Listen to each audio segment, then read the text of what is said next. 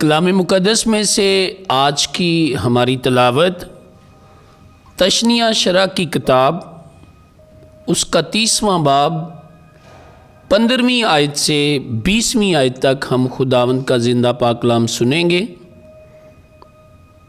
देख के आज के दिन मैंने ज़िंदगी और नेकी को और मौत और बदी को तेरे आगे रखा है। अगर तू खुदावंद अपने खुदा के अहकाम पर अमल करे जिनका मैं आज तुझे हुक्म देता हूँ, तू खुदावंद अपने खुदा को प्यार करे और उसकी राहों में चले और उसके अहकाम और कवानीन और क़ज़ाओं को माने तो तू ज़िंदा रहेगा और बढ़ जाएगा। और खुदावंद तेरा खुदा उस मुल्क में तुझे बरकत देगा जिसका मालिक बनने को तू जाता है। लेकिन अगर तेरा दिल फिर जाए और तू ना सुने और बहकाया जाए और दूसरे माबूदों को सजदा करे और उनकी बंदगी करे, तो आज के दिन में तुझे पेश खबरी देता हूँ कि तुम ज़रूर हलाक हो जाओगे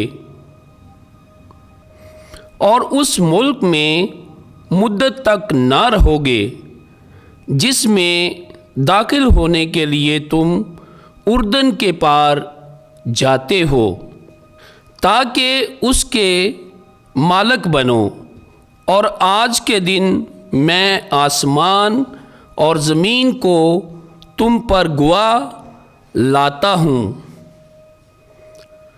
कि मैंने ज़िंदगी और मौत और बरकत व लानत तुम्हारे सामने रखी है।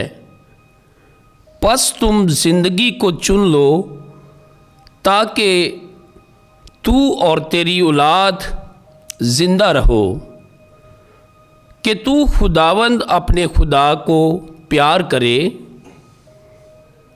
और उसके हुक्मों की ताबियादारी करे और उससे लिपटा रहे, क्योंकि इसी से तेरी ज़िंदगी और तेरे याम की दराजी है, ताकि तू उस मुल्क में बसता रहे जिसकी बाबत खुदावंद ने तेरे बाप दाऊद, इब्राहिम और हसाक और यकूब से कसम खाई कि वो उन्हें अता करेगा।